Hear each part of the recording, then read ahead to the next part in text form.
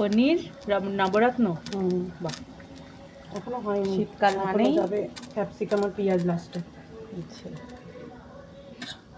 তার সাথে মটরশুঁটি কচুরি।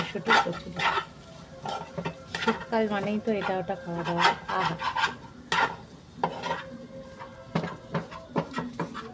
তবে এখনকার মানুষের হজমের খুব সমস্যা।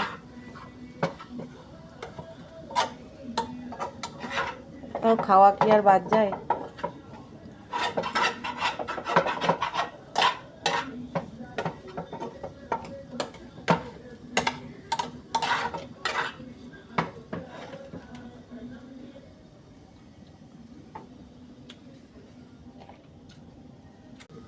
এটা কি দেওয়া হলো? নুন।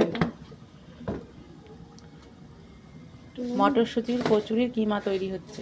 একটু মিষ্টি।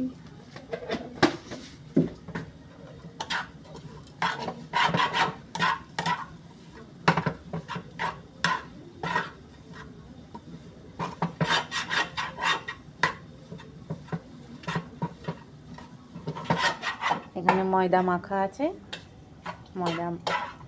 ময়দাতে পুর ভরে। আজকে লুচি হবে না, আজকে রুটি হবে, হেলদিও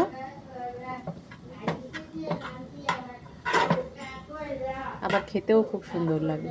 সেমই লাগবে।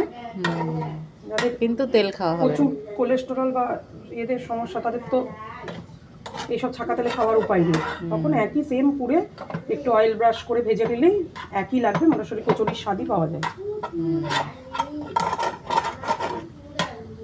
এই মটরশুঁটির কিমাটা যত গ্যাস কমিয়ে আস্তে আস্তে নাড়া যাবে তত এর ফ্লেভার আসবে। তখন বাড়িয়ে দিলেই পোড়া পোড়া গন্ধ আর মটরশুঁটির যে কাঁচা ফ্লেভারটা সেটাই থেকেই যাবে।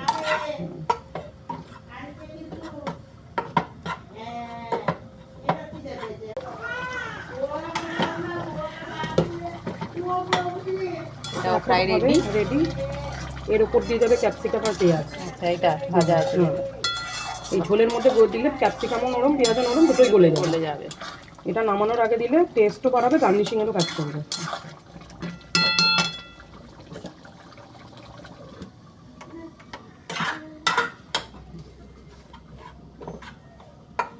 খুব সুন্দর।